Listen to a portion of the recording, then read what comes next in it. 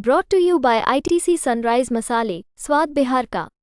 सिरे से क्योंकि चुनाव का समय बहुत से लोग निष्क्रिय थे, बहुत से लोग संगठन में आ जाते हैं कुछ पाने के लिए, नहीं मिलता है तो संगठन में पद लेकर घेरे रहते हैं। तो माननीय अध्यक्ष ने हम समझते हैं निर्णय किया होगा कि नए लोगों को मौका दें, नई टीम बनाए, छोटा टीम बनाए, इफेक्टिव टीम बनाए, और इसलिए उन्होंने टीम का गठन किया है। सिरे से क्योंकि चुनाव का समय बहुत से लोग निष्क्रिय थे, बहुत से लोग संगठन में आ जाते हैं कुछ पाने के लिए, नहीं मिलता है तो संगठन में पद लेकर घेरे रहते हैं। तो माननीय अध्यक्ष ने हम समझते हैं निर्णय किया होगा कि नए लोगों को मौका दें, नई टीम बनाए, छोटा टीम बनाए, इफेक्टिव टीम बनाए, और इसलिए उन्होंने टीम का गठन किया है। और जो साथी कुछ छूट गए होंगे तो हम समझते हैं उनको भी भविष्य में कहीं ना कहीं इनकॉर्पोरेट किया जाएगा। इसीलिए न किसी का मनोबल गिराने की कोई इच्छा है ना किसी का, लेकिन 2025 में अब समय नहीं है। अगर कायदे से देखिएगा तो मात्र 8 से 9 महीने का इफेक्टिव हमारे पास समय है, क्योंकि अभी दशहरा, दिवाली में, छठ में 1-1.5 महीना 2 महीना काम बंद रहता है। उसके बाद फिर मार्च में पूरा मार्च जो है बजट सेशन में चला जाता है। फिर जून जुलाई में बरसात के समय में काम नहीं होता है। अगस्त सितंबर से अगले अगस्त में चुनाव की रणभेरी बच जाएगी।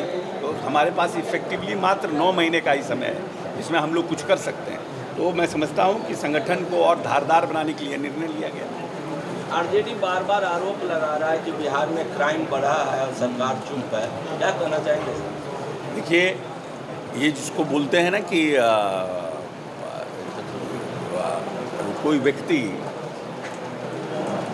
अपने आरजेडी के क्रियाकलापों पर नज़र न रखते हुए अपने पड़ोसी पर ज़्यादा बोलता है। तब तेजस्वी यादव जी के पास, क्योंकि नेता प्रतिपक्ष हो गए हैं, तो नेता प्रतिपक्ष को भी थोड़ा स्पेस मिलता है। तो जिस व्यक्ति, जिनके कार्यकाल में 15 साल के माता पिता के कार्यकाल में अपराध और अपराधियों का मनोबल आज़ादी के बाद सबसे ज़्यादा बढ़ा, 118 नरसंहार हुए, धार्मिक दंगे बिहार में सबसे ज़्यादा उनके कार्यकाल में हुए, इस प्रदेश में अपहरण उद्योग की पहली बार नींव पड़ी, सत्ता संरक्षित अपराधियों का संरक्षण सरकार के द्वारा दिया गया, वो लोग लॉ एंड ऑर्डर पर टिप्पणी करते हैं। जिस व्यक्ति ने इस प्रदेश के लॉ एंड ऑर्डर को स्थापित करने के लिए अपनी पूरी 18 साल की जीवन को, राजनीतिक जीवन को दांव पर लगा दिया, जिस व्यक्ति ने इस प्रदेश में एक भी दंगा न हो इसके लिए रात रात भर जगने का काम किया, जिस व्यक्ति ने इस प्रदेश में 5 रुपया का जबरदस्ती, न सरस्वती पूजा न दुर्गा पूजा का कोई चंदा व्यापारी से, किसी व्यक्ति से ले सके, उसके लिए लॉ एंड ऑर्डर को ठीक किया, आज उसके ही ऊपर टिप्पणी किया जा रहा है। तो बहुत से लोगों को देखिएगा जिनका मानसिक स्थिति खराब हो जाता है, वो भगवान सूर्य पर ही थूक फेंकने लगते हैं, तो वो थूक उन्हीं के ऊपर आ जाता है। तो आने वाले चुनाव में इनको पता चल जाएगा, जनता जवाब देगी।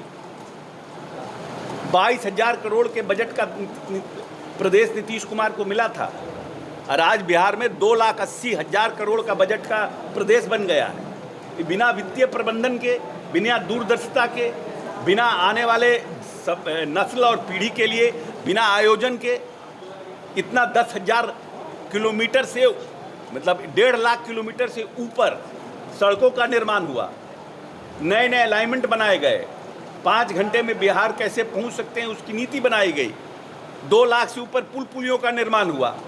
उस व्यक्ति के ऊपर आप कह रहे हैं कि आप रोज बुलेटिन जारी कर रहे हैं।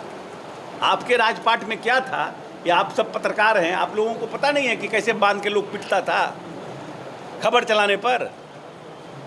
उन लोग टिप्पणी कर रहे हैं, बुलेटिन जारी कर रहे हैं। कहा कि आप तो सोशल मीडिया का ज़माना है, आपको अपने भी करना नहीं है, 3 आदमी रख लीजिए, अपना अकाउंट उनको दे दीजिए, वो सुबह सुबह अपना कर देंगे। हम तो लोजपा पर, हमको लोजपा पे तो लोजपा के लोग बोलेंगे ना, लेकिन हम लोगों का कहीं कोई इंटरेस्ट नहीं है। हम लोग पूरी तरह से यूनाइटेड हैं, एनडीए पूरी तरह से यूनाइटेड है। आरक्षण के ऊपर जो लोग पर्दे के पीछे से खेल खेलना चाहते हैं, विपक्ष के लोग जो दलित के लोग हैं उसमें बंटवारा करना चाहते हैं, पूरी तरह से देश का दलित एकजुट है और अपने आरक्षण के जो कानूनी जो लड़ाई है उसको लड़ना भी जानता है, उसका संरक्षण भी जानता है। इस देश में ना आरक्षण खत्म हो सकता है, इस देश में ना आरक्षण पर क्रीमी लेयर लागू हो सकता है, इस देश में ना जो लोग चाहते हैं कि हम दलितों को भड़का करके हम वोट ले लें, उनका वोट भी नहीं जा सकता है। कभी आज तक पंचायती राज व्यवस्था में नीतीश कुमार के आने से पहले कभी आरक्षण की व्यवस्था नहीं थी। जो बड़े बड़े लोग आरक्षण पर या दलितों की हितैषी होने का दावा करते हैं, उनके समय में बिहार में कल्याण विभाग हुआ करता था, अनुसूचित जाति जनजाति का कोई विभाग नहीं था, और मात्र 22,000 करोड़ का बिहार था, जिसमें कि मात्र कुछ 100 करोड़ का बजट था, और उसमें अति पिछड़ा और अनुसूचित जाति जनजाति सबके काम को देखा जाता था। सबसे पहले नीतीश कुमार ने इस बिहार में अनुसूचित जाति जनजाति का विभाग बनाने का काम किया, अलग बजट का प्रावधान किया। देश में आज़ादी के बाद 1,500 गुना बढ़ा है अनुसूचित जाति जनजाति का बजट। इस प्रदेश में टोला सेवक, तालमी मरकज का गठन कराया गया। लोग क्या बोलेंगे, इनके पास तो कुछ है ही नहीं। नीतीश कुमार के कंधे पे सवारी करके कुछ राजनीतिक फायदा इन लोगों को मिल गया है 2015 में, और अभी अदरवाइज इनके पास अपनी राजनीतिक पूंजी खत्म हो चुकी है, जनता जानती है इनको।